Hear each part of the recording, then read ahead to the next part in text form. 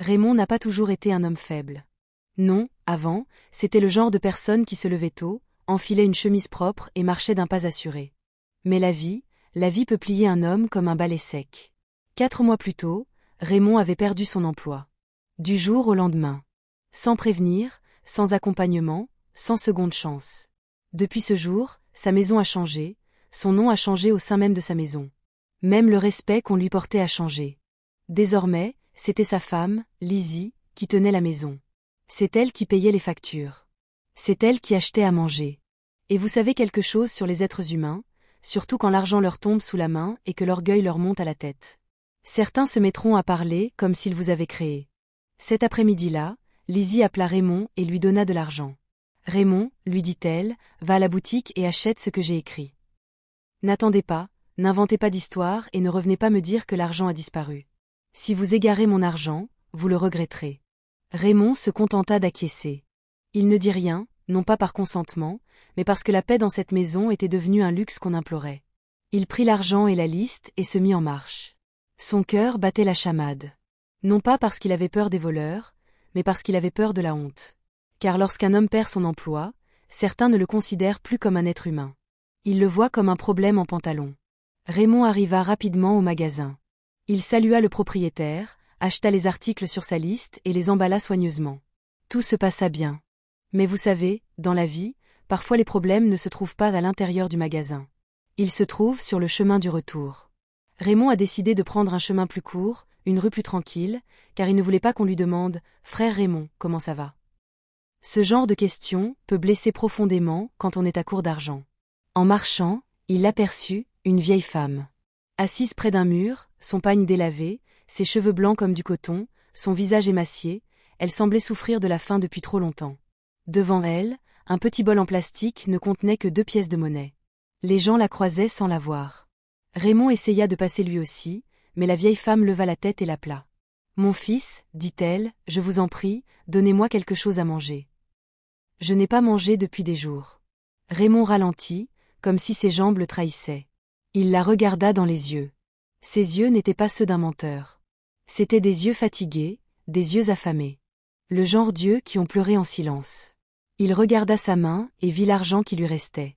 Aussitôt, l'avertissement de Lizzie lui revint en mémoire, vif et précis, « Ne perds pas mon argent, sinon tu le regretteras. » Raymond resta là, pris en étau entre 2 souffrances, celle de la faim de la vieille femme et celle des conséquences d'une baisse des revenus à la maison.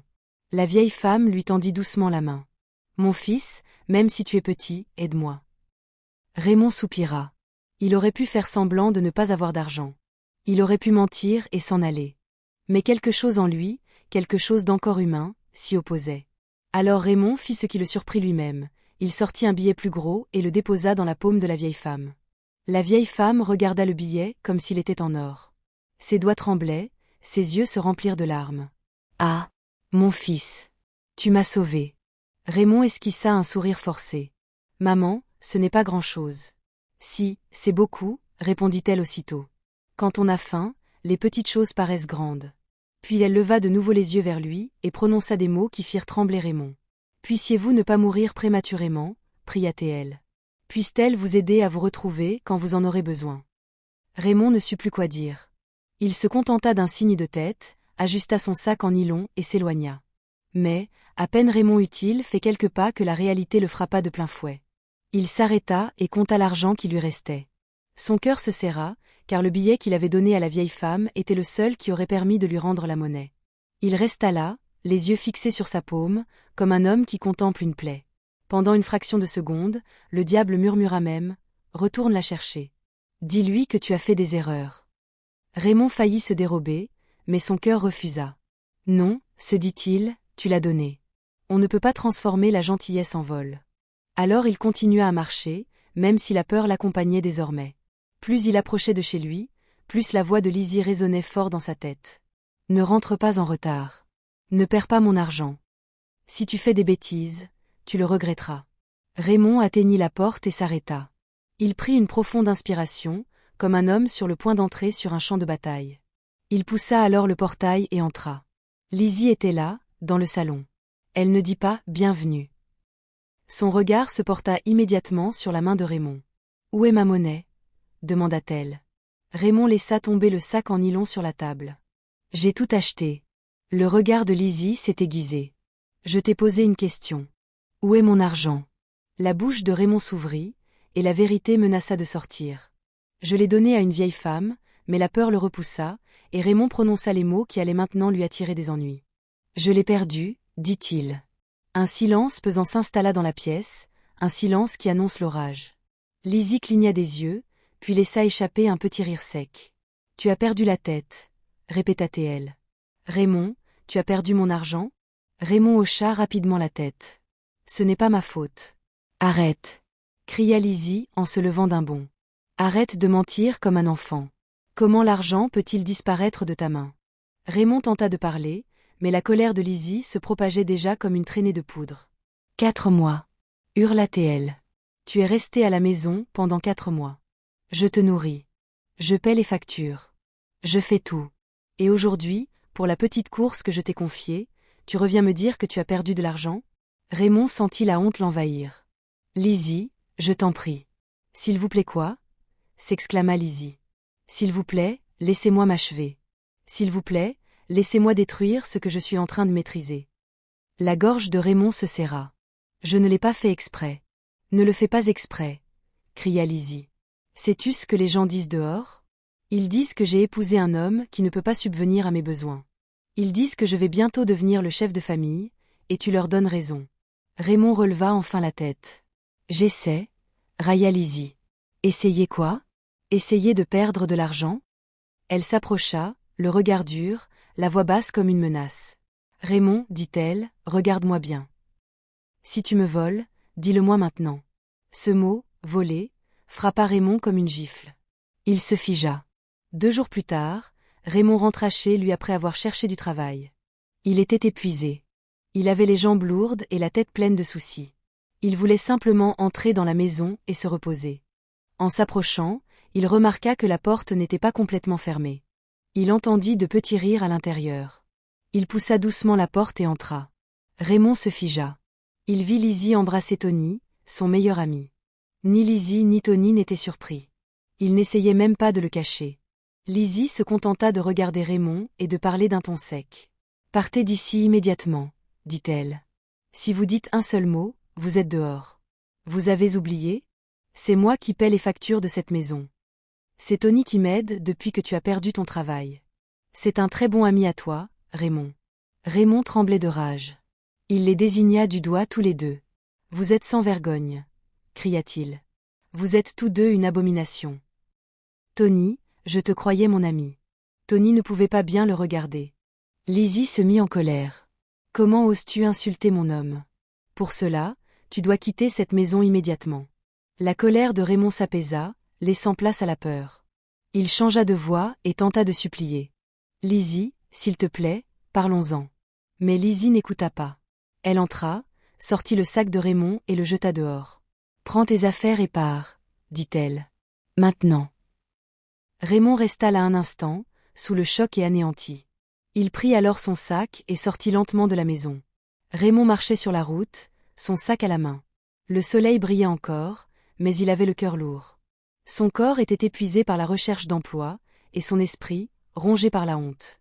Il ne savait même plus où il allait. Il marchait, tout simplement, comme un homme dont la vie avait basculé. Arrivé au coin de la route, il aperçut soudain de nouveau la vieille femme, assise au bord du chemin avec son petit bol. Raymond s'arrêta et se précipita vers elle. « Maman, que fais-tu ici » demanda-t-il. « Ce n'est pas ici que je vous ai vu la dernière fois. » La vieille femme leva les yeux et hocha lentement la tête. « Mon fils, dit-elle. Je vais chaque jour à différents endroits pour mendier de l'argent ou de la nourriture. Je n'ai rien mangé depuis ce matin. » Le cœur de Raymond se serra. Il souffrait encore lui-même, mais il ne pouvait ignorer sa faim. Il sortit de l'argent de sa poche et le lui tendit. « Maman, prends ça. Va acheter à manger. » Mais la vieille femme secoua la tête. « Non, je n'en prendrai pas. » Raymond cligna des yeux. « Pourquoi, maman ?» Elle le regarda d'un air calme. « Parce que c'est ton dernier sou. » Raymond se figea. « Comment le saviez-vous » Elle esquissa un sourire. « J'ai deviné. Je vois bien que tu es triste.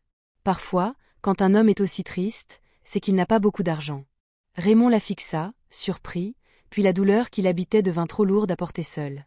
La vieille femme soupira. « Assieds-toi, mon fils. » Raymond hésita, puis s'assit lentement. La femme demanda doucement « Qu'est-ce qui ne va pas ?» Raymond soupira et lui raconta tout ce que sa femme lui avait fait. La vieille femme écouta en silence, le visage empreint de pitié. Quand Raymond eut fini, il baissa la tête. La vieille femme secoua lentement la tête. Mon fils. Désolé. » Raymond esquissa un sourire forcé. « Maman, la vie est dure. » La vieille femme le regarda et dit « Je te bénirai. » Raymond hocha la tête, encore fatigué. « D'accord, maman, comment ?» La vieille dame sortit alors un petit morceau de papier. Des chiffres y étaient écrits. Elle le lui tendit. « Avez-vous déjà joué au jeu de hasard ?» demanda-t-elle. Raymond regarda le papier. « Une fois, » répondit-il. « C'était il y a des années. Je n'ai pas gagné. » La vieille dame acquiesça, comme si elle s'y attendait. « Cette fois, tu vas gagner, » dit-elle. « Va jouer ces numéros au magasin de la rue d'à côté. » Raymond la fixa du regard. « Maman, » poursuivit-elle d'un ton calme et assuré, après avoir joué, « reviens. Je te montrerai où j'habite. » Raymond hésita. Il serra son argent plus fort. « Maman, c'est tout mon argent. Je n'ai même pas d'endroit où dormir aujourd'hui. » La voix de la vieille femme restait douce. « Ne t'inquiète pas. Dieu pourvoira à vos besoins. Va, mon fils. Va et reviens me retrouver ici demain. Tu vas vérifier le jeu et tu verras par toi-même. » Raymond regarda de nouveau les chiffres, puis son visage. Il ne savait pas pourquoi, mais quelque chose dans son assurance lui serra le cœur. Pourtant, la peur était bien présente. Car lorsqu'on est déjà brisé, même l'espoir peut ressembler à un piège. Raymond serra le petit papier contre lui et se dirigea vers la rue suivante. Il n'était pas encore décidé, mais il entra tout de même dans le magasin et joua les numéros que la vieille dame lui avait donnés. Une fois sa partie terminée, il retourna rapidement au coin de la rue, s'attendant à la voir assise là. Mais elle n'était pas là. Raymond s'arrêta et regarda autour de lui. Inquiet, il s'approcha d'une femme qui vendait de petits objets. « Madame, s'il vous plaît ?» demanda-t-il. « Avez-vous vu une vieille femme assise ici ? Une vieille femme aux cheveux blancs qui mendiait ?» La femme le regarda et secoua la tête. « Non, je n'ai vu aucune vieille femme ici. » Raymond sentit sa poitrine se serrer. « Mais elle était là tout à l'heure, » murmura-t-il. Il se sentait bête et perdu, comme quelqu'un qui avait suivi un rêve et s'était réveillé les mains vides. Alors qu'il était toujours là, l'air égaré, se demandant où il allait dormir cette nuit-là, quelqu'un le tapota légèrement. « Raymond !» appela une voix. Raymond se retourna brusquement et aperçut un vieil ami, un homme qu'il n'avait pas vu depuis longtemps. L'homme sourit, surpris. « Ah, Raymond, que fais-tu ici, planté comme ça ?» Raymond tenta de sourire, mais son sourire fut faible. « Mon frère. Je ne sais même pas par où commencer. » Son ami regarda son sac. « Pourquoi portes-tu ton sac comme ça dehors ?» Raymond soupira et lui raconta tout. Sa recherche d'emploi, sa fatigue en rentrant, sa rencontre avec Lizzie et Tony, les insultes, et comment Lizzie lui avait jeté son sac dehors et l'avait chassé. Il termina à voix basse. « Je n'ai nulle part où dormir aujourd'hui. » Le visage de son ami se transforma. Il eut immédiatement pitié de lui. « Raymond, ne t'inquiète pas, dit-il. J'ai une grande maison. Tu peux rester chez moi aussi longtemps que tu le souhaites. Tu es mon ami. » Le regard de Raymond s'adoucit. « Mon frère, merci. Que Dieu te bénisse. » L'ami fit un geste de la main. « Laisse tomber. Allons-y. » Ils montèrent dans la voiture de leur ami et démarrèrent. Raymond suivait la route du regard, perdu dans ses pensées, repensant à la vieille femme et à ses chiffres étranges. Au bout de quelques minutes, Raymond s'éclaircit la gorge. « Mon frère. J'ai joué à un jeu aujourd'hui. Les numéros sont sûrs. Si tu veux, tu peux jouer aussi. » L'ami laissa échapper un petit rire et secoua la tête. « Non, Raymond, je ne joue pas avec mon argent. C'est risqué. Je n'aime pas ça. » Raymond hocha lentement la tête. « D'accord. » Mais dans sa tête, Raymond entendait encore la voix de la vieille femme. « Cette fois, tu vas gagner. » Le lendemain matin, Raymond se réveilla tôt chez son ami. Son corps était encore lourd du stress, mais au moins il avait dormi à l'abri. Il s'assit sur le lit, prit son téléphone et se souvint des numéros que la vieille dame lui avait donnés. Son cœur se mit à battre plus vite. Il ouvrit les résultats du match. Raymond se figea. Puis il cria. Il avait gagné. Ce n'était pas une petite somme. Ce n'était pas une somme facile à gérer. Il était le seul à avoir joué ses numéros, et il a gagné 2 millions de dollars. Raymond bondit comme un enfant. Il rit. Il pleura. Il se tenait la tête entre les mains. Mon Dieu, répétait-il sans cesse. Ses mains tremblaient tandis qu'il fixait l'écran encore et encore, comme s'il allait disparaître. Son ami entra aussitôt dans la pièce. Raymond, que se passe-t-il? Pourquoi cries-tu? Raymond lui tourna le téléphone, les yeux écarquillés. Mon frère, j'ai gagné. J'ai gagné la partie. Les yeux de son ami s'ouvrirent. Combien? La voix de Raymond se brisa de joie. 2 millions de dollars. Son ami a crié lui aussi. Il a pris Raymond dans ses bras et l'a secoué. Ah, Raymond, c'est formidable. C'est une bénédiction. Dieu merci. Raymond rit et hocha rapidement la tête. Voyez-vous, je vous avais dit de jouer, mais vous avez refusé. Si vous aviez joué, vous auriez gagné aussi. Son ami sourit. C'est bon, mon frère. La victoire de l'un est la victoire de tous. Nous fêterons quand même ça. Puis mon ami a dit, je vais chercher du vin rouge au magasin. Il faut qu'on fête ça comme il se doit. Le visage de Raymond s'illumina. D'accord, vas-y, mon frère. L'ami quitta la maison. Raymond se rassit, toujours souriant comme un rêveur. Il parcourut la pièce du regard, puis son attention se porta sur le petit coin bar. Il aperçut une bouteille de vin rouge déjà posée là. Il fronça légèrement les sourcils. Mais nous avons du vin rouge ici, se dit-il. Alors, il appela rapidement son ami. Frère, dit Raymond joyeusement, il y a du vin rouge à la maison. Reviens, on va boire un coup et faire la fête. Je crois que tu as oublié. Son ami a ri au téléphone. Non, je n'ai pas oublié. Je sais que nous avons du vin, mais j'ai un autre type de vin rouge que j'aimerais que nous buvions. Celui-là est spécial. Raymond sourit. D'accord, mon frère, je t'attends. Il laissa tomber le téléphone et se leva, encore rempli de joie. Il arpenta la pièce, incapable de se rasseoir. Il soupira, repensa à la veille, à la route, aux paroles de Lizzie, au visage de Tony, et secoua la tête. Puis il se souvint de la vieille femme. Son sourire se fit plus profond. De la gratitude. Maman, murmura Raymond comme s'il parlait dans le vide. Je dois te retrouver. Je dois te récompenser. Je ne te laisserai plus jamais mendier dans la rue. Jamais. Je changerai ta vie. Il leva les yeux et porta légèrement la main, les larmes aux yeux. Mon Dieu, merci, dit-il. Vous ne m'avez pas oublié. Une minute plus tard, alors que Raymond souriait encore et remerciait Dieu, il entendit une voix claire, proche et perçante comme une cloche. Danger. Raymond se retourna brusquement. Son regard parcourut la pièce. Il n'y avait personne. La voix se fit de nouveau entendre, plus basse mais urgente. Mon fils, prends ton sac et pars maintenant. Va loin. Ton ami n'est pas content. Il est dangereux. Il a de mauvais projets pour vous. Fuyez. Ne reviens jamais dans cette maison. Raymond sentit son corps se glacer. Sa bouche s'ouvrit, mais aucun mot n'en sortit. Son cœur se mit à battre la chamade. Il regarda de nouveau autour de lui, confus, effrayé, en sueur. Qui est-ce? Murmura-t-il. Mais la voix ne répondit pas à sa question. Elle le repoussa seulement. Va-t'en maintenant. Courir. Raymond n'a pas perdu de temps. La peur l'a envahi comme un feu. Il attrapa son sac d'un geste brusque, sortit précipitamment de la pièce et s'enfuit de la maison aussi vite que ses jambes le lui permettaient. Il ne se retourna pas. Il ne s'arrêta pas. Il s'est enfui. Quelques secondes après la disparition de Raymond, son ami est revenu. Il est entré dans la maison d'un pas léger, tenant ce qu'il prétendait être un vin rouge exceptionnel. Mais dès qu'il entra, il s'arrêta. Raymond, appela-t-il. Pas de réponse. Il posa le verre de vin sur la table et fit le tour de la pièce. Raymond, où es-tu? Toujours rien. Il sortit son téléphone et composa le numéro de Raymond. Ça n'a pas fonctionné. Il a réessayé. Toujours rien. Puis il siffla et son visage se transforma, comme celui de quelqu'un dont le masque serait tombé. Alors, cet ingrat s'est enfui, marmonna-t-il. Comment oses-tu? Tu aurais dû attendre. Il serra les dents. Alors tu veux manger l'argent tout seul? On verra bien. Il sortit et se dirigea droit vers la porte. Et cria-t-il au gardien. Où est Raymond? Le gardien parut perplexe.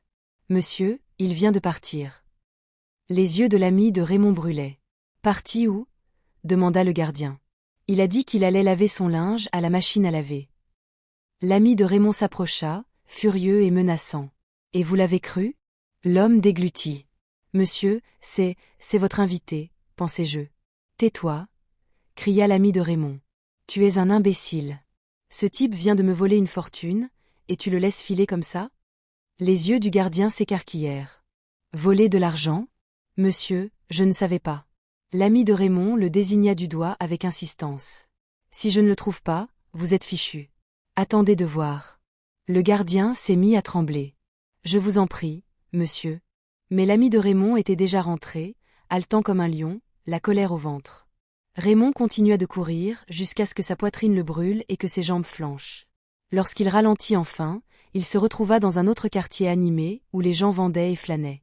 C'est alors qu'il aperçut de nouveau sa mère, assise tranquillement au coin de la rue, comme si elle l'attendait. Raymond fut aussitôt ravi. Il se précipita vers elle. « Maman, je t'ai revue, dit-il, essoufflé. Maman leva les yeux et sourit doucement. Raymond s'assit près d'elle et parla rapidement, débordant de joie. « Maman, j'ai gagné. J'ai gagné au jeu que tu m'as donné.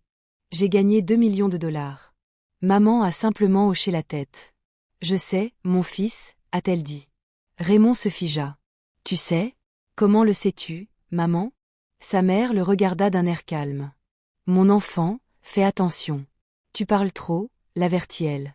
Apprends à garder les secrets, arrête de crier ta bonne nouvelle sur tous les toits, tout le monde ne souhaite pas ta réussite. » Raymond se souvint de la façon dont il avait immédiatement tout raconté à son ami et du changement radical qu'avait connu sa vie.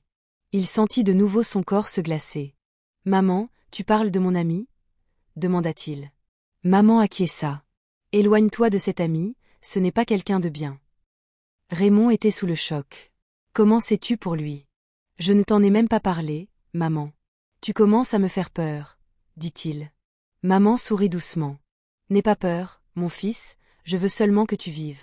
Maintenant, tu dois aller chercher ton argent pour pouvoir recommencer ta vie. Dieu a exaucé vos prières. Vous êtes un homme bon. » Les yeux de Raymond se sont embués. Il se souvenait de la honte, de la perte de son emploi, des insultes, de la trahison et de la douleur. Il tenait la main de sa mère. « Maman, je ne te laisserai plus jamais mendier dans la rue. » Maman sourit, mais son sourire était profond, comme si elle contemplait un horizon lointain. « C'est la dernière fois que tu me verras, mon enfant, dit-elle, mais je serai toujours avec toi. » Le cœur de Raymond fit un bond. « Quoi? Non, maman, répondit-il aussitôt. Je ne te laisserai plus jamais partir. Tu resteras avec moi. » Maman secoua la tête. « Il faut se dépêcher, dit-elle. Aujourd'hui, c'est samedi. La société de loterie va bientôt fermer. Va récupérer ton argent, mon fils. Je serai toujours avec toi. » Raymond semblait perplexe. « Maman, attends-moi, je reviendrai, supplia-t-il. Maman acquiesça. « Va, mon enfant, et souviens-toi de mes paroles. Garde ton secret. Protégez votre bénédiction. » Raymond se mit alors à marcher rapidement. Après quelques pas, une petite voix intérieure lui dit de se retourner. Il se retourna. Maman avait disparu. Raymond s'arrêta. Il regarda à gauche. Il regarda à droite. Il scruta le coin du regard. Il s'approcha encore. Aucune trace d'elle, ni bol, ni emballage, rien. Les gens passaient comme si de rien n'était. La gorge de Raymond se serra, son cœur s'emballa. C'est alors que la vérité lui apparut comme une évidence. Maman n'était pas une femme ordinaire, et Raymond murmura « Mon Dieu, merci infiniment pour tout. » Un mois plus tard, la vie de Raymond avait complètement changé. Celui qui mendiait autrefois se retrouvait désormais assis dans un grand bureau, vêtu d'un costume impeccable, et dégageant une odeur de réussite. On le saluait avec respect. Les ouvriers se levèrent à son passage. Son nom avait désormais du poids. Raymond se laissa aller dans son fauteuil, les yeux rivés sur les dossiers posés sur sa table, mais son esprit était serein. Il avait déjà réuni l'argent. Il avait investi judicieusement. Il avait créé une entreprise avec des personnes compétentes en affaires. Il était prudent. Il était silencieux. Il se souvenait de l'avertissement de maman. « Garde ton secret. Tout le monde ne souhaite pas ta réussite. » À ce moment précis, son téléphone sonna. Raymond vérifia le numéro. C'était Lizzie. Son cœur se serra, mais son visage resta impassible. Il décrocha. « Bonjour, » dit-il froidement. Aussitôt, Lizzie se mit à pleurer. « Raymond, je t'en prie, pardonne-moi, supplia-t-elle. J'ai eu tort. Tony m'a manipulé. Il s'est servi de moi. Il m'a poussé à te quitter. Je t'en prie, Raymond. La voix de Raymond se fit plus tranchante. Lizzie, c'est fini entre nous, dit-il. Ne rappelle plus jamais à ce numéro. Je croyais t'avoir bloqué. Lizzie pleurait plus fort.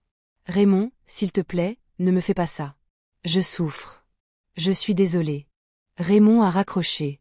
Un instant, une vieille douleur tenta de ressurgir, mais il la réprima. Il se leva, prit ses clés de voiture et quitta son bureau. Il traversa l'immeuble de l'entreprise en direction du parking, prêt à rentrer chez lui. Alors qu'il approchait de sa voiture, quelqu'un s'est soudainement interposé devant lui.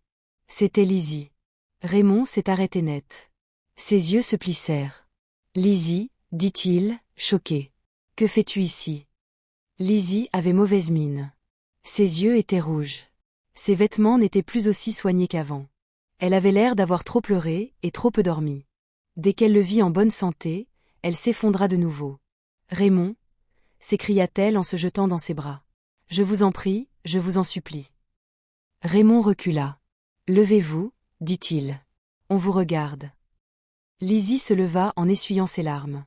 Raymond, j'avais tort. J'ai changé. Je sais que je t'ai blessé. Je sais que je t'ai déshonoré. Pardonne-moi, je t'en prie. La voix de Raymond était amère. Tu as changé, répéta-t-il. Lizzie, quand je n'avais rien, tu m'as jeté comme un déchet. Tu es resté là, à appeler un autre homme ton homme. Tu te prends pour Dieu. Regarde comme Dieu m'a béni. Lizzie secoua rapidement la tête. Raymond, c'était le diable. Tony s'est servi de moi. Il m'a menti.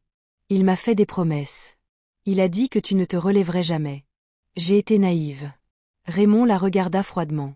Alors, tu as entendu dire que j'étais riche, et tu es venu ici en courant. Tu ne te souvenais pas de moi quand j'avais faim. Mais maintenant tu te souviens de moi parce que j'ai de l'argent. Lizzie pleurait de plus belle. Non, Raymond, ce n'est pas ça, supplia-t-elle. S'il vous plaît, je souffre. Je suis sans abri. Je suis sans emploi. Je n'ai personne.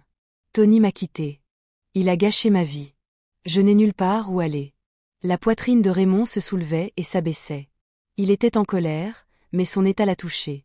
Il s'est souvenu de ce que c'est que de n'avoir nulle part où aller. Un instant, son cœur s'est adouci. Même si son orgueil s'y opposait, il resta silencieux un moment. Lizzie continuait de pleurer. Finalement, Raymond prit la parole. D'accord, dit-il lentement. Ce week-end, tu peux venir chez moi. Nous allons en parler. Les yeux de Lizzie se levèrent brusquement, emplis d'espoir. Raymond, merci. Merci. Raymond leva la main. Arrêtez, dit-il fermement. Je ne vous promets pas de vous reprendre. Je ne vous promets pas non plus de vous trouver un emploi. Nous allons seulement discuter. Compris? Lizzie hocha rapidement la tête. Oui. Oui, Raymond, je comprends. Merci. Cette nuit-là, Raymond dormit, mais son sommeil fut superficiel. Son corps reposait, mais son esprit veillait encore. Au beau milieu de la nuit, cette même voix se fit de nouveau entendre, claire et grave. Mon fils. Fais attention. Tout le monde ne se réjouit pas de votre succès. Raymond ouvrit brusquement les yeux et se redressa. Son cœur battait la chamade. Il jeta un coup d'œil autour de la pièce. Il n'y avait personne. La maison était silencieuse, seul le bruit de sa respiration se faisait entendre. Il murmura pour lui-même, cette voix m'a déjà sauvé. Je ne plaisanterai pas avec elle. Puis une autre pensée lui traversa l'esprit, forte comme un avertissement. Si Lizzie m'apporte à manger en venant, je n'y toucherai pas. Il ne savait pas pourquoi, mais son intuition lui disait d'être prudent. Le week-end venu, Lizzie arriva chez Raymond. Raymond ouvrit la porte et se figea. Lizzie avait changé. Elle portait une robe courte et moulante. Sa coiffure était impeccable. Son maquillage était soigné et raffiné. Son parfum embaumait l'air. Elle ne ressemblait pas du tout à une sans-abri sans emploi. Le regard de Raymond glissa de sa tête à ses chaussures. Waouh, dit-il lentement. Lizzie, tu es magnifique. Mais je croyais que tu étais pauvre et sans emploi. Comment ça se fait? Lizzie sourit rapidement et ajusta ses cheveux d'un air sûr de elle. Raymond, dit-elle doucement, j'ai emprunté de l'argent à un ami pour acheter tout ça. Raymond fronça les sourcils. Tu n'étais pas obligé de faire ça. Tu aurais dû venir simplement. Lizzie s'approcha et lui prit la main. Tout pour toi, mon doux mari, dit-elle d'une voix tendre. Raymond sentit sa poitrine se serrer. Ce mot, Marie, le frappa d'une manière étrange. Il se souvint de la douleur, de la trahison et de la honte, mais aussi de souvenirs d'une époque heureuse. Il s'efforçait de garder un visage impassible, mais Lizzie savait où le toucher. Elle se rapprocha, le regarda dans les yeux et l'embrassa. Raymond eut envie de la repousser. Il se répétait même « Souviens-toi de ce qu'elle a fait ». Mais les émotions sont tenaces. La solitude est dangereuse, elle aussi. Son corps l'a reconnue avant même que sa colère ne puisse l'en empêcher. Raymond la serra dans ses bras, et la conversation prit fin ainsi. Après ce jour, Lizzie commença à venir souvent. Elle souriait, se montrait douce, l'appelait par des surnoms affectueux, pleurait parfois et s'excusait. Elle lui disait avoir changé. Raymond s'efforçait de rester fort, mais chaque visite le bouleversait davantage. Les semaines passèrent. Avant même que Raymond ne s'en rende compte, Lizzie ne venait plus en visite. Elle logeait chez lui. Et lentement, comme un homme retournant à l'eau, Raymond se retrouva auprès de Lizzie. Un mois plus tard, Raymond se détendait dans le jardin de sa maison. Le temps était calme, et pour la première fois depuis longtemps, il semblait avoir retrouvé la sérénité. Lizzie était assise près de lui, souriant comme si tout était parfait. Au bout d'un moment, elle s'éclaircit la gorge et dit « Raymond, j'ai une idée ». Raymond la regarda. « Quelle idée ?» Lizzie se pencha en avant. « Tu as beaucoup d'argent maintenant. Il te faut de bons investissements. Lancez-vous dans l'immobilier. » L'immobilier, c'est le secteur porteur en ce moment. Raymond hocha lentement la tête. « J'y ai déjà pensé. » Lizzie esquissa un sourire. « Tu vois ? Nous ne faisons qu'un. Nous pensons la même chose. » Raymond esquissa un sourire. Lizzie poursuivit, « Je connais quelqu'un qui a une bonne offre. 200 parcelles de terrain, emplacement de premier choix, quartier huppé. Si vous achetez maintenant, vous ferez une bonne affaire. » Raymond semblait intéressé. « 200 parcelles ?» demanda-t-il. « Oui, » répondit Lizzie, « et ce n'est pas n'importe où. C'est un endroit où les riches construisent déjà. Si vous investissez maintenant, vous ferez de sérieux bénéfices. » Raymond se rassit et hocha de nouveau la tête. « Ça me convient. » Lizzie ajouta, « D'ici la fin de la semaine, nous irons inspecter les terrains. » « Je vais tout arranger. » Raymond était heureux. Il rit légèrement. « Lizzie, merci pour cette idée. Franchement, qu'est-ce que j'aurais fait sans toi ? Probablement rien. » Lizzie afficha un large sourire, fière d'elle. « C'est pour ça qu'on est partenaires, » dit-elle. Raymond se leva. « Laisse-moi aller chercher quelque chose à boire pour fêter cette excellente idée, ma belle épouse. » Il entra dans la cuisine. Alors qu'il ouvrait le réfrigérateur et prenait le vin, cette voix se fit de nouveau entendre, basse et pressante, « Faites attention, mon enfant. Tout le monde ne se réjouit pas pour toi. » Raymond marqua une pause, le visage crispé. Il en avait assez de l'entendre. Il s'est exprimé à haute voix, furieux et agacé, « Merci, mais ça suffit. Vous me dérangez sans cesse. Laissez-moi tranquille. J'en ai assez de toutes ces bêtises. Vous ne pouvez pas me donner des ordres comme ça. Si tu es authentique, montre-toi. Si tu es un imposteur, arrête. Ça suffit. » La maison retomba dans le silence. Pas de réponse, pas un bruit. Raymond siffla, prit la bouteille de vin et retourna dehors. Lizzie attendait, souriante. Raymond lui servit un verre et s'assit à côté d'elle.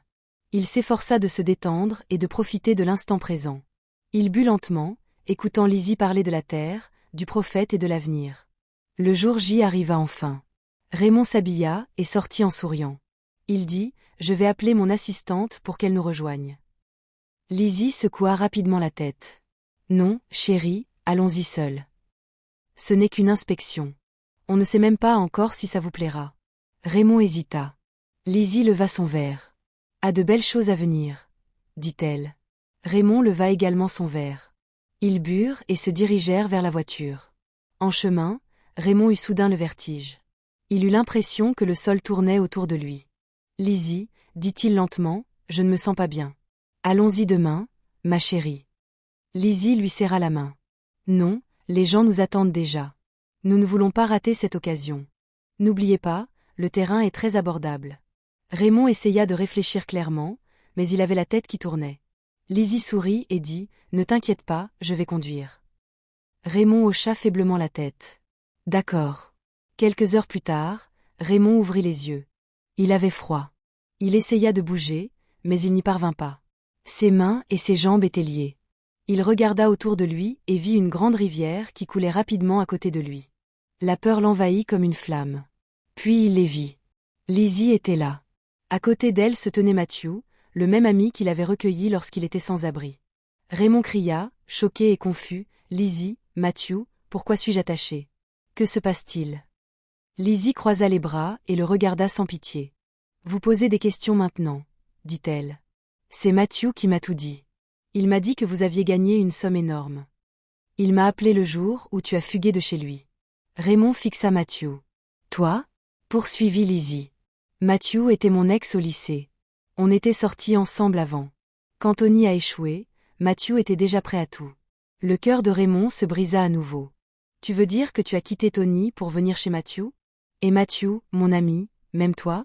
Matthew haussa les épaules. « Désolé, frérot, dit-il. Elle est à moi maintenant, et ta fortune est à nous. Souviens-toi que toi et Lizzie n'avez jamais divorcé. » Raymond pleurait. Des larmes coulaient sur son visage. Au fond de lui, il hurlait, « J'aurais dû écouter cette voix. »« Mon Dieu, murmura-t-il, aidez-moi. » Lizzie rit froidement. « Je sais que tu pries, dit-elle, mais il est trop tard, mon ami. Je ne t'ai jamais aimé. Je ne suis restée que pour l'argent, et je ne t'aimerai jamais. » Matthew s'avança furieusement, fit taire Raymond et le poussa violemment. Raymond tomba dans la rivière. Lizzie et Matthew n'ont pas attendu. Ils se sont précipités dans la voiture, l'ont démarrée et sont partis à toute vitesse. Quelques secondes plus tard, quelqu'un avait tout vu. Tout en haut d'un grand palmier, un récolteur de vin de palme travaillait tranquillement. De là-haut, il voyait tout. Quand Lizzie et Matthew se sont précipités dans leur voiture et sont partis, le récolteur n'a pas perdu une seconde. Il descendit rapidement, tremblant, mais se força à être courageux. Il courut jusqu'à la rivière. Lorsqu'il y arriva, Raymond était déjà en train de se noyer. Le courant l'entraînait vers le fond. Raymond ouvrait et fermait la bouche, luttant pour respirer, mais ses forces l'abandonnaient. Le récolteur de pierres sauta à l'eau. Le courant était fort, mais le batelier était habitué au dur labeur et savait nager. Il lutta dans l'eau, attrapa Raymond et le tira vers la rive. Ce ne fut pas facile. La rivière résistait à sa force, mais il ne lâcha pas prise. Finalement, il sortit Raymond de l'eau, le déposa sur la terre ferme et le détacha. Raymond toussa et recracha de l'eau. Son corps tremblait. Le perce-pierre le tourna sur le côté et continua d'appuyer sur son dos jusqu'à ce que davantage d'eau s'écoule. « Respire, » dit-il, haletant. « Respire. » Raymond toussa de nouveau et prit enfin une faible inspiration. Le tapoteur jeta un rapide coup d'œil autour de lui. L'endroit était calme. Les tueurs étaient partis, mais il n'était pas encore prudent d'y rester. S'ils revenaient, les problèmes recommenceraient. Le récolteur de sève porta donc Raymond avec peine et l'éloigna de la rivière, empruntant de petits sentiers et évitant la route principale. Il marcha jusqu'à un petit village voisin. Il y connaissait quelqu'un. Cette nuit-là, Raymond était faible et à demi conscient. On le nettoya et on le recouvrit bien. Il dormait comme un homme entre la vie et la mort. Plus tard dans la nuit, Raymond ouvrit lentement les yeux. Il aperçut une faible lumière dans la pièce. Il avait la gorge sèche. Il avait mal partout. Sa tête tournait encore. Il essaya de se redresser, mais il était trop faible. Il aperçut alors une femme assise près de lui. Une très belle femme. Calme et soignée, elle l'observait en silence, comme si elle était là depuis longtemps. Raymond était confus et effrayé. Il regarda de nouveau autour de lui. « Où suis-je » demanda-t-il d'une voix faible. « Suis-je mort ? Où suis-je » La femme se leva doucement et s'approcha. « Calmez-vous, » dit-elle doucement. « Vous n'êtes pas mort. Tu es en sécurité. » Raymond déglutit. « En sécurité ? Comment ?» demanda-t-il. Elle lui donna un peu d'eau. « Ne t'inquiète pas, dit-elle. Mon père t'expliquera tout demain. Repose-toi maintenant. » Raymond cligna lentement des yeux. « Ton père » murmura-t-il. Elle acquiesça. « Oui. Repose-toi. » Raymond se laissa aller en arrière, toujours perplexe, mais la voix de la femme était apaisante. Il ferma de nouveau les yeux et se rendormit. Pendant ce temps, ce même soir, Lizzie et Matthew fêtaient l'événement. Ils étaient dans une maison confortable, riant comme des vainqueurs. Une bouteille était posée sur la table. Ils n'avaient qu'une seule chose en tête. L'argent de Raymond.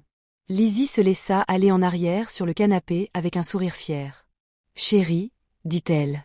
J'ai hâte qu'on prenne le contrôle de cette stupide société Raymond. Mathieu rit. Détends-toi, tout se déroule comme prévu, dit-il. Lizzie secoua la tête et sourit encore plus fort. Tu te rends compte à quel point c'est mignon? Demanda-t-elle. Après tout ce qui s'est passé, il est retombé dans mes bras. Il pensait que j'avais changé. Il pensait que je l'aimais. Pauvre homme. Mathieu hocha lentement la tête. Il était trop naïf, dit-il. Lizzie se pencha en avant, les yeux brillants de convoitise. Et le plus beau dans tout ça, c'est que, en tant qu'épouse légitime, j'ai droit à tous ses biens. Une fois qu'il sera décédé, personne ne pourra me contester. Mathieu leva son verre. Tu es intelligent. Très intelligent. Lizzie sourit fièrement. J'avais bien planifié tout ça. J'ai tout nettoyé. Je me suis bien habillée. J'ai pleuré. J'ai supplié. J'ai joué la femme brisée. Raymond a le cœur tendre. C'est sa faiblesse. Une fois que je suis entrée, je le contrôle. Mathieu rit de nouveau. Et c'est toi qui lui as donné à boire, ajouta-t-il. Lizzie acquiesça. Oui. Il avait déjà le vertige avant même que nous montions dans la voiture, dit-elle. Il voulait même reporter, mais j'ai insisté. Il ne se doutait de rien. Il était déjà affaibli. Mathieu se pencha en avant. Et maintenant? Le visage de Lizzie se fit grave. La suite est simple, dit-elle. Demain, on se met en mouvement. On commence à se comporter comme des gens inquiets. On commence à poser des questions. Nous commençons par l'appeler sur son portable en faisant semblant de ne pas pouvoir le joindre. Puis nous signalons sa disparition. Mathieu acquiesça. Et plus tard? Lizzie sourit lentement. Plus tard, nous contrôlons l'histoire. Nous contrôlons les journaux. Nous contrôlons l'entreprise. Nous contrôlons tout. Raymond est fini. Ils trinquèrent en riant doucement, comme si Dieu dormait. Le lendemain, Raymond se réveilla lentement. Il était encore faible, mais au moins il respirait bien. Il se redressa et regarda autour de lui. C'était une pièce simple et propre. Un fermier d'âge mûr entra. Il avait un visage serein et des mains robustes, le genre de mains qui travaillent tous les jours. « Bonjour mon fils », dit doucement l'homme. Les yeux de Raymond s'écarquillèrent. « Bonjour monsieur », répondit-il. « Où suis-je » Le fermier tira une chaise et s'assit. « Je m'appelle Papa Peter », dit-il. « Tu es chez moi. Tu as failli mourir hier. » Raymond regarda Papa Peter avec des yeux reconnaissants. « Monsieur, merci de m'avoir sauvé, » dit-il. Papa Peter secoua la tête. « Ce n'est pas moi, mon fils, » répondit-il. « Je n'ai aidé qu'après qu'il t'ait amené ici. » Raymond déglutit difficilement. « Qui m'a sauvé ?» Papa Peter soupira. « L'homme qui vous a amené ici m'a dit qu'il était récolteur de vin de palme du village voisin, m'a-t-il expliqué. Il a dit avoir vu ce qui s'était passé à la rivière. Il a dit avoir attendu parce qu'il avait peur de les affronter. Après leur départ, il est descendu rapidement et t'a sauvé. Mon fils, je ne l'ai jamais rencontré auparavant. Je ne connais même pas bien son nom. » Raymond secoua lentement la tête, encore sous le choc. « Alors, un inconnu m'a sauvé. » Papa Peter acquiesça. « Oui, Dieu s'est servi de lui. » Les yeux de Raymond se sont embués. « Je n'arrive pas à y croire, » a-t-il dit. « Ma propre femme et mon propre ami m'ont fait ça. Lizzie veut ma mort. J'aurais dû écouter cette voix. » Papa Peter le regarda avec pitié. « Dieu merci que tu sois en vie, mon fils. Beaucoup n'ont pas de seconde chance. » Raymond hocha la tête, respirant lentement. « Merci, monsieur. Merci de m'avoir aidé. » À ce moment précis, la porte s'ouvrit doucement et la belle jeune femme que Raymond avait vue la veille entra avec un plateau. Elle paraissait soignée, calme et douce. Lorsqu'elle vit Raymond réveillé, elle esquissa un sourire. Papa Peter se tourna vers Raymond. « Voici mon unique enfant, » dit-il fièrement. Sa mère est décédée il y a des années. Elle s'appelle Rosemary. Raymond sourit. « Rosemary, » répéta-t-il. « Monsieur, vous avez une très belle fille. » Papa Peter rit doucement. Rosemary baissa les yeux timidement. Raymond se tourna vers elle. « Merci, Rose, de vous être occupée de moi. Je m'appelle Raymond. » Rosemary sourit de nouveau, toujours timide. « De rien. » Puis elle demanda, « Que désirez-vous manger ?» Raymond soupira et tenta de sourire. « Tout me convient, » répondit-il. « Je suis simplement reconnaissante d'être en vie. » Pendant ce temps, en ville, Lizzie se rendit directement au commissariat. Elle avait le visage triste et retenait ses larmes. Elle entra, l'air d'une épouse inquiète. « Agent, je vous en prie, aidez-moi. s'écria-t-elle. Mon mari a disparu. Le policier leva les yeux. Disparu? Depuis quand? Demanda-t-il. Lizzie renifla et s'essuya le visage. Ça fait 2 jours. Il est parti de la maison et n'est jamais revenu. Son téléphone ne répond pas. J'ai beau appeler, je crains qu'il lui soit arrivé quelque chose de grave. Le policier a demandé le nom complet et la description de Raymond. Lizzie répondit rapidement, feignant la faiblesse et l'épuisement. Elle porta même la main à sa poitrine, comme si elle avait du mal à respirer. L'agent prit note et acquiesça. « Madame, calmez-vous, dit-il. Nous allons examiner l'affaire. Nous allons ouvrir une enquête et commencer les recherches. Si nous trouvons quoi que ce soit, nous vous contacterons. » Lizzie hocha la tête, toujours en pleurs. « S'il vous plaît, retrouvez-le. C'est mon époux bien-aimé. » L'agent a répondu, « Ne vous inquiétez pas, nous ferons notre travail. Nous le retrouverons. » Lizzie les remercia une nouvelle fois et sortit du commissariat, essuyant toujours ses larmes. Mais dès qu'elle fut dehors, ses sanglots cessèrent peu à peu et son visage se figea, prenant un air grave, comme si elle avait joué la comédie depuis le début. Après avoir quitté le commissariat, Lizzie ne rentra ni prier ni chercher comme une épouse inquiète. Elle se rendit directement dans les locaux de Raymond avec Matthew. Ils entrèrent dans l'immeuble comme si c'était chez eux. Matthew marchait à ses côtés comme un garde du corps. Ils se rendirent directement dans les bureaux et rencontrèrent le personnel de l'entreprise. Lizzie sortit de faux documents et déclara d'un ton assuré « Mon mari a disparu. En tant qu'épouse légitime, j'assurerai l'intérim jusqu'à son retour.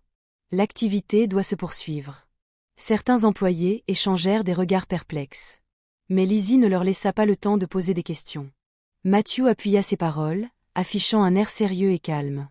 Le jour même, Lizzie et Matthew transférèrent une somme d'argent considérable. Ils signèrent les papiers à la hâte, effectuèrent les transferts et firent avancer les choses sous pression. Au fond d'eux-mêmes, ils étaient heureux. C'était comme s'ils célébraient déjà la mort de Raymond. Quelques heures plus tard, l'assistante de Raymond entra dans le bureau. C'était une jeune femme, respectueuse mais courageuse.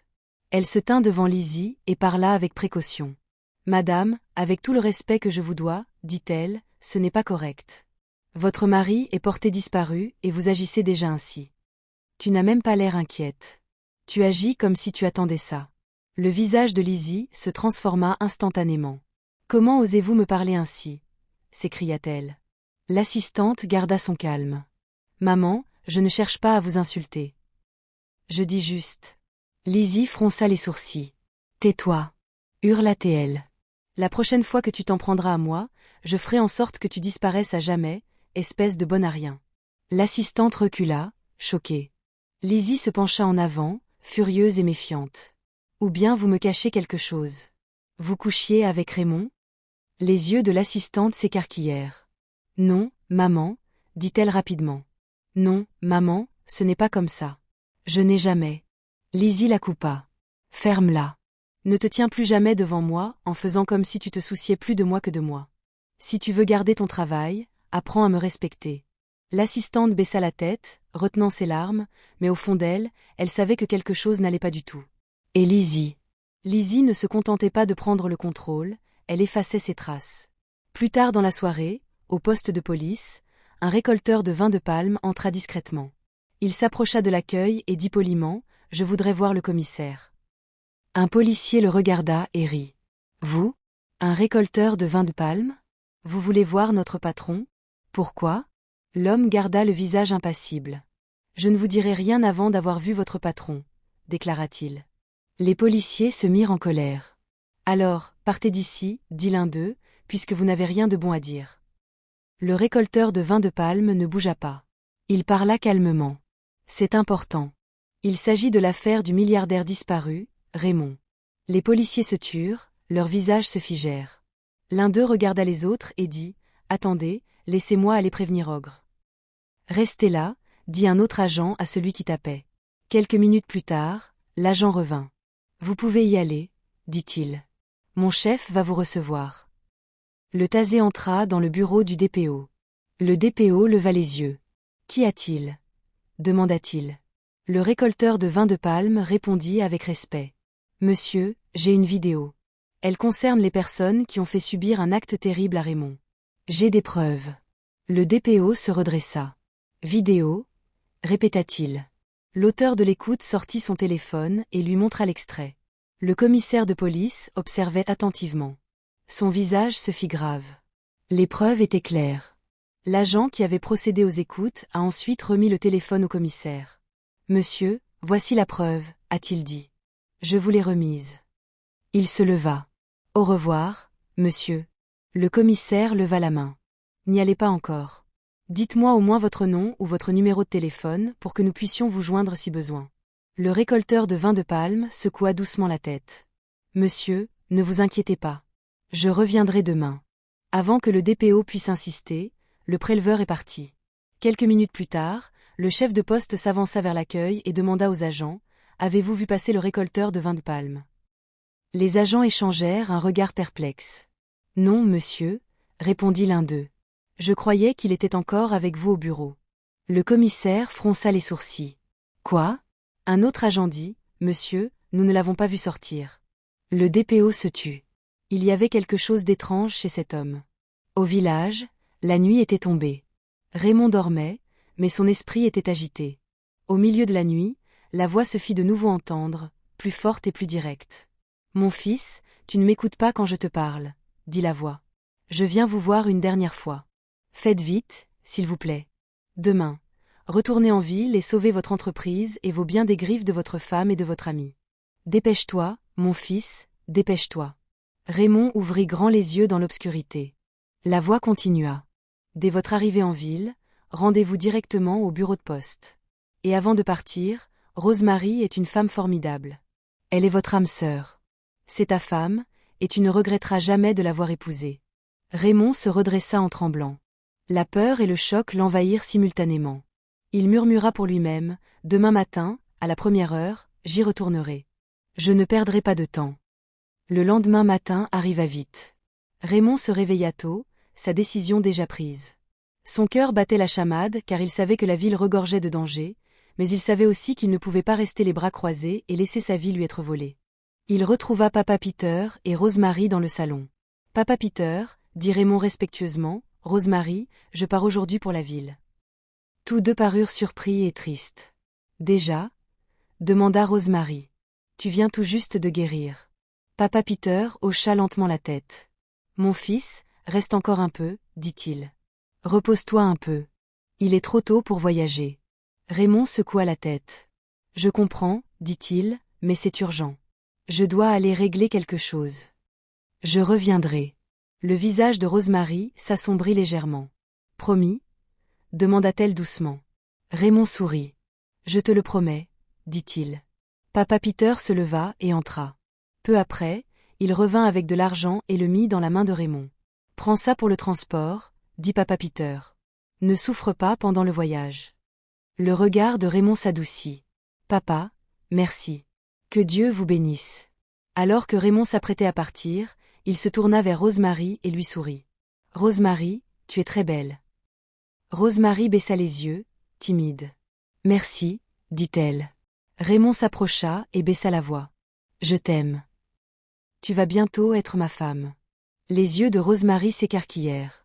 Elle sourit timidement. « Ah, tu es vraiment drôle, » dit-elle en détournant toujours le regard. Raymond rit doucement. « Je suis sérieux. » Puis il fit un signe de la main et se mit en marche. Rosemary resta là à le regarder partir, le cœur battant étrangement. Après le départ de Raymond, Papa Peter s'assit avec sa fille et la contempla. « Ma fille, » dit-il avec un sourire taquin, « je vois bien comment tu le regardes. Je vois comme tu rougis en sa présence. L'amour est dans l'air. » Rosemary secoua rapidement la tête. « Papa, non. Ce n'est pas ce que tu crois. » Papa Peter rit. « C'est bien ce que je pense, » dit Rosemary en lui donnant une petite tape sur l'épaule. « Papa, arrête, » dit-elle en souriant. Ils rirent ensemble, mais au fond d'elle, Rosemary savait que quelque chose se tramait déjà. Raymond arriva en ville et se rendit directement au commissariat. Sans perdre de temps, il demanda à voir le commissaire, et lorsqu'on le laissa entrer, il entra dans son bureau, le visage grave. Le DPO leva les yeux et fronça les sourcils. « Qui êtes-vous » demanda-t-il. Raymond prit une profonde inspiration. « Monsieur, je m'appelle Raymond, » dit-il. « C'est moi que sa femme, dans sa folie, a déclaré disparu. » Le commissaire de police se leva aussitôt. « Quoi ? s'exclama-t-il, stupéfait. Vous êtes Raymond? Raymond acquiesça. Oui, monsieur, répondit-il. Je suis venu vous raconter tout ce qui s'est passé. Le policier lui a rapidement ordonné de s'asseoir. Raymond s'est assis et a tout expliqué. Comment sa femme et Matthew l'avaient piégé, drogué, ligoté et emmené à la rivière. Il expliqua comment il l'avait poussé à l'eau et laissé pour mort. Il raconta aussi comment, selon ce qu'on lui avait dit, un récolteur de vin de palme l'avait sauvé et comment il s'était réveillé plus tard chez Papa Peter, au village. Pendant que Raymond parlait, le visage du chef de la police locale s'assombrit de colère. Quand Raymond eut terminé, le DPO soupira. « C'est donc vrai ?» dit-il. Raymond parut perplexe. « Monsieur ?» demanda-t-il. Le commissaire sortit un téléphone. « Hier soir, un récolteur de vin de palme est venu ici. Il a insisté pour me voir. Il a apporté une preuve vidéo. Il a filmé le moment précis où Lizzie et Matthew vous ont poussé dans la rivière. » Les yeux de Raymond s'écarquillèrent. « Preuve vidéo ?» répéta-t-il. Le commissaire acquiesça. « Oui. Connaissez-vous le récolteur de vin de palme ?» Raymond secoua la tête. « Non, monsieur. Je ne l'ai jamais rencontré. Même les gens qui m'ont hébergé au village m'ont dit ne pas le connaître.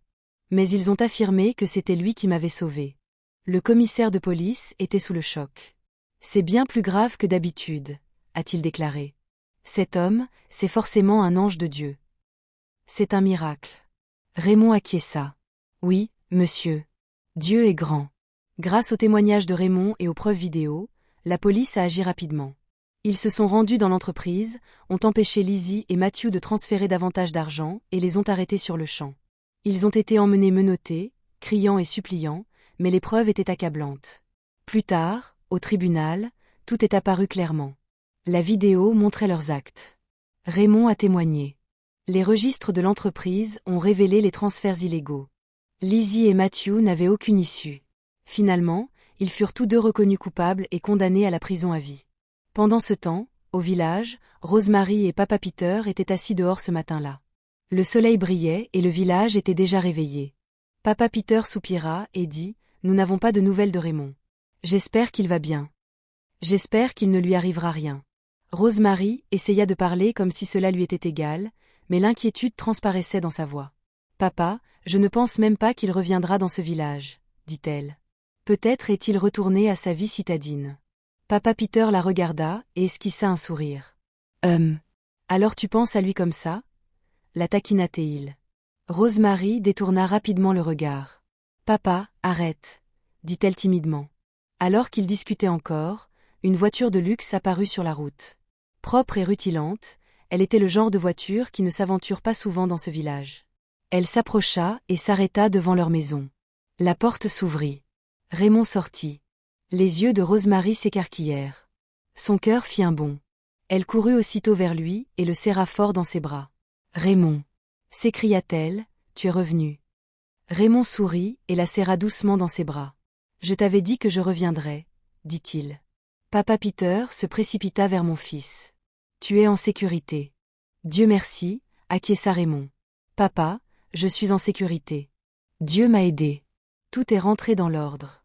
Raymond s'adressa ensuite respectueusement au père Pierre. « Papa Peter, » dit-il, « je suis revenu car j'ai pris une décision. Je veux épouser votre fille. » Rosemary resta figée, puis leva les yeux vers lui, à la fois surprise et heureuse. Les yeux de Papa Peter s'écarquillèrent. « Épouse ma fille » répéta-t-il. Raymond acquiesça. « Oui, papa. Elle a pris soin de moi quand j'étais à l'article de la mort. Elle a un cœur en or. Je la veux comme épouse. » Papa Peter se tourna vers Rosemary. « Ma fille » demanda-t-il doucement, « qu'en dis-tu » Les joues de Rosemary s'empourprèrent. Elle baissa les yeux timidement, puis hocha la tête. « Oui » dit-elle doucement. « Je l'épouserai. » Papa Peter sourit. C'était donc décidé. Peu de temps après, Raymond et Rosemary se marièrent. C'était simple mais magnifique. Papa Peter dansait de joie. Rosemary souriait comme une reine, et Raymond ressentit enfin la paix. Après le mariage, il a déménagé avec Rosemary et son père en ville, afin qu'ils puissent commencer une nouvelle vie ensemble.